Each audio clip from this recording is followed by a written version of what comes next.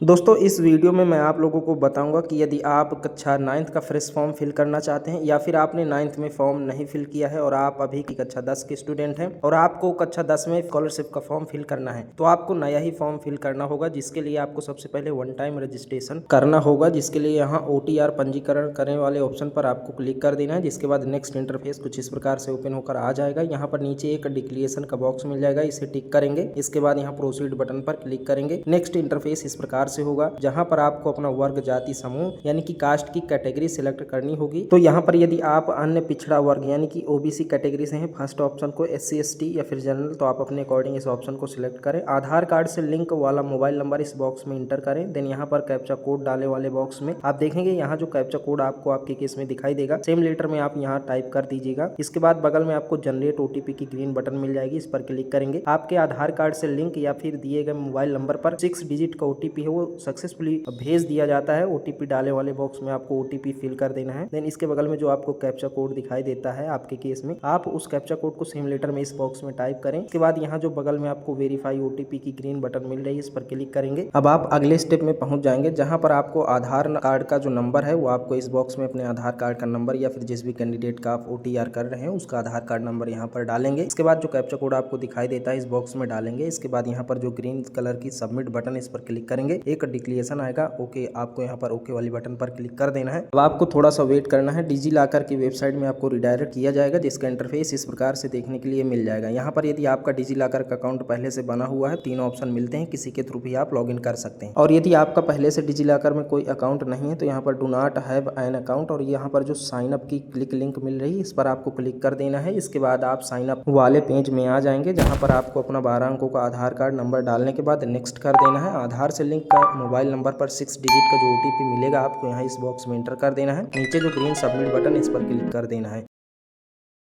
तो दोस्तों यदि आपका पहले से अकाउंट इसमें बना होगा तो you are already registered with DigiLocker देखने के लिए मिल जाएगा। Please enter 6 digit security PIN. आपको आपका पासवर्ड पता है तो ठीक है, नहीं तो आपको यहाँ पर एक पासवर्ड बनाने का ऑप्शन आएगा। नहीं पता तो फॉरगेट माई पिन पर क्लिक करके आप यहाँ पर अपनी डेट ऑफ बर्थ को इंटर करके आपका जो पासवर्ड है वो फॉरगेट कर सकते हैं। तो डेट ऑफ बर्थ को इंटर करने के बाद यहाँ कन्फर्म बटन पर मैं क्लिक कर देता हूँ, सेट योर सिक्योरिटी पिन। यहाँ पर अब आपको एक नया पिन जो है जनरेट कर लेना है। इसके बाद यहाँ पर जो ग्रीन कलर से डन की बटन है इस पर क्लिक कर देंगे। नेक्स्ट इंटरफेस कुछ इस प्रकार से होगा। यहाँ पर आपको मल्टीपल ऑप्शन मिलेंगे, लेकिन आपको यहाँ पर केवल आधार को टिक करना है, बाकी को किसी को टिक नहीं करना है। नीचे आएंगे तो अलाउ जो ब्लू कलर की बटन है इस पर क्लिक कर देंगे। थोड़ी सी लोडिंग होगी, redirect back to requester continue वाली बटन पर क्लिक कर देंगे। आपका जो आधार कार्ड से डिटेल है वो फेच करके आपको शो करा दिया जाएगा। अब यहाँ पर आपको अपना नाम, अपना जेंडर, अपने पिता का नाम, अपनी date of birth, address check करने के बाद वेरीफाई KYC डिटेल यहाँ पर क्लिक कर देना है। तो नेक्स्ट इंटरफेस फिर से इसी प्रकार का होगा। अब क्या होगा कि आपके आधार कार्ड से लिंक नंबर पर 6 डिजिट की OTP आई होगी, उस OTP को यहाँ इस बॉक्स में फिल कर दीजिए और वेरीफाई OTP पर क्लिक कर दीजिए। जिसके बाद नेक्स्ट स्टेप इस प्रकार से होगा, जहाँ पर आपको आपके पिता का नाम और अपनी माता का नाम, उसके बाद एक वैलिड ईमेल एड्रेस यहाँ पर फिल करना होगा, कैप्चा कोड को यहाँ पर फिल करना होगा। इसके बाद यहाँ जो ग्रीन कलर की सबमिट बटन है इस पर क्लिक कर देना होगा। अब आप देखेंगे कि योर OTR जनरेटेड सक्सेसफुली, आपका जो OTR है वो कंप्लीट हो जाएगा और एक OTR नंबर इस प्रकार से मिल जाएगा। इसका आप प्रिंट आउट या फिर आप प्रिंट बटन पर क्लिक करके इसका एक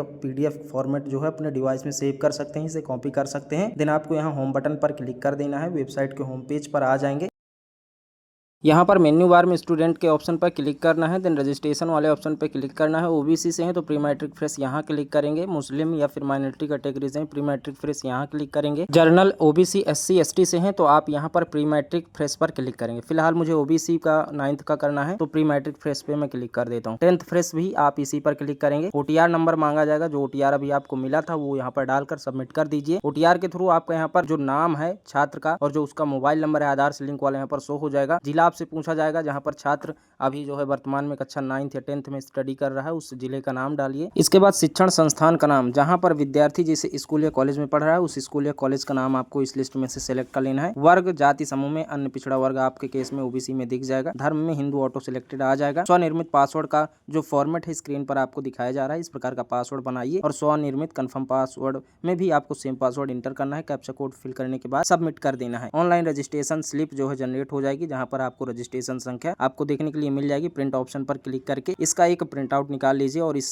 स्लिप को आप अपने सिस्टम में PDF के फॉर्मेट में सेव भी कर सकते हैं। अब दोस्तों बैक जाने के लिए यहाँ पर आपको जो होम येलो कलर की बटन है इस पर क्लिक कर देना है। वेबसाइट के होम पेज पर आपको वापस से आ जाना है। इंटरफेस इस प्रकार से देखने के लिए मिलेगा। यहाँ पर आपको मेन्यू बार में स्टूडेंट ऑप्शन पर जाना है। इस पर क्लिक किए रहेंगे। लॉगिन फ्रेश पर प्री मैट्रिक स्टूडेंट्स पर आपको क्लिक कर देना है। जिसके बाद अब आपका यहाँ पर लॉगिन का जो फॉर्म है इस प्रकार से देखने के लिए मिल जाएगा। जो रजिस्ट्रेशन संख्या 2526 की अभी आपको मिली है इस तरह से यहाँ पर टाइप कर दीजिएगा और जो OTR नंबर आपको मिला था वो भी आप यहाँ इस बॉक्स में फिल करें। देन आपका जो पासवर्ड था यहाँ इस बॉक्स में डाल दीजिए। जो भी कैप्चा कोड आपको देखने के लिए मिलेगा आप कैप्चा कोड फिल करें। देन यहाँ सबमिट बटन पर क्लिक करें। सक्सेसफुली आप अपने डैशबोर्ड में लॉगिन हो जाएंगे, जिसका इंटरफेस इस प्रकार का होगा। यहाँ पर आप देखेंगे कि रजिस्ट्रेशन से लेकर यहाँ पर डिजिलॉकर से सत्यापन तक के 3 स्टेप आप पहले ही कंप्लीट कर चुके हैं। अब यहाँ पर छात्रवृत्ति हेतु आवेदन फॉर्म ये जो ऑप्शन है इस पर आपको क्लिक कर देना है। जिसके बाद जो फॉर्म है कुछ इस प्रकार से ओपन हो जाएगा। अब यहाँ पर विगत स्कूल का नाम, यानी कि यदि आप कक्षा 9 का फॉर्म फिल कर रहे हैं तो कक्षा 8 के स्कूल का नाम यहाँ पर फिल कर दीजिए। कक्षा 10 के लिए फिल कर रहे हैं तो 9th के स्कूल का नाम फिल करें यहाँ पर। इसके बाद कक्षा जिसमें अध्ययनरत हैं, यदि आपने 9th में फॉर्म नहीं फिल किया है, 10th में फ्रेश फॉर्म फिल कर रहे हैं तो आप 9th की जगह 10th सेलेक्ट करें। और यदि आप कक्षा 9th के लिए ही नया फॉर्म फिल कर रहे हैं तो 9th को सिलेक्ट रहने दीजिए। इसके बाद कक्षा में प्रवेश तिथि, यानी कि जो भी कक्षा आपने यहाँ पर सिलेक्ट किया है, प्रवेश यानी कि किस तारीख को एडमिशन लिया है वो डेट आपको यहाँ इस बॉक्स में फिल कर देना है। देन आपको बगल वाले बॉक्स में यहाँ पर जो बोर्ड का पंजीकरण क्रमांक है वो फिल कर देना है, जो कि आपके विद्यालय से मिलेगा। नहीं है अभी केस में 0 वगैरह फिल कर सकते हैं। बोर्ड का नाम, जिस भी बोर्ड से आप पढ़ाई कर रहे हैं, UP board, CBSE board, Sanskrit board, आप अपने अकॉर्डिंग सिलेक्ट कर लीजिए। इसके बाद ट्रांसफर यानी कि TC का डिटेल फिल करना है। TC का नंबर यहाँ फिल कर दीजिए और जो TC की दिनांक है,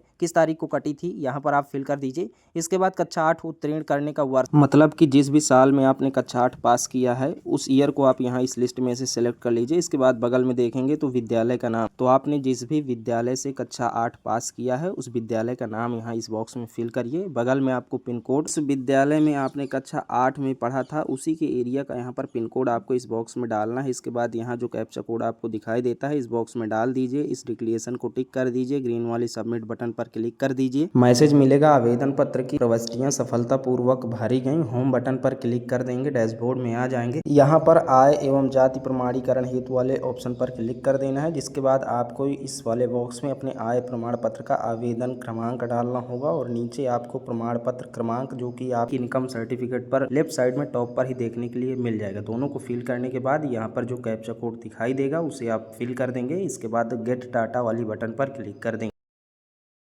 जो भी नंबर आप यहाँ पर डालेंगे उसी के आधार पर आपके इनकम सर्टिफिकेट का डिटेल यहाँ पर फिक्स किया जाता है और नीचे आपको शो करा दिया जाता है। सर्टिफिकेट का जो डिटेल है वो आपको देखने के लिए मिल जाएगा। डिटेल आपका ही सही ओपन हुआ है तो यहाँ पर वेरीफाई इनकम डिटेल जो ब्लू कलर की बटन है इस पर क्लिक कर दीजिए। यहाँ पर जो आय प्रमाण पत्र की संख्या का मिलान है वो सफल हो जाता है, ग्रीन टिक देखने के लिए मिल जाता है। आपको अपना जाति प्रमाण पत्र का डिटेल फिल करना होगा। सबसे पहले इस बॉक्स में आपको आपका आवेदन फॉर्म संख्या फिल कर देना है, जो कि आपकी कास्ट सर्टिफिकेट में देखने के लिए मिल जाएगी। और आवेदन फॉर्म संख्या के नीचे ही आपका सर्टिफिकेट कि प्रमाण पत्र क्रमांक होता है, इस बॉक्स में फिल करें। आपके केस में जो कैप्चा कोड दिखाई देता है सेम लेटर में यहाँ टाइप करें। जैसे ही आप यहाँ पर गेट डाटा वाली बटन पर क्लिक करते हो आपके कास्ट सर्टिफिकेट का डिटेल ओपन हो जाएगा। डिटेल को चेक करिए, डिटेल आपका ही सही ओपन हुआ है तो आप यहाँ पर वेरीफाई कास्ट डिटेल वाले ऑप्शन पर क्लिक करिए। आपको आपके डैशबोर्ड में भेज दिया जाएगा। एक ऑप्शन मिल जाता है जहाँ हेतु आवेदन प्रिंट करें, इस पर क्लिक करेंगे। जो भी डिटेल अभी तक आपने फिल किया है वो उसका एक प्रिंट आउट आपको देखने के लिए मिल जाता है। इसको प्रिंट करें और जो भी डिटेल आपने फिल किया है चेक कर लीजिए कि सारे डिटेल सही से फिल हुआ है या नहीं।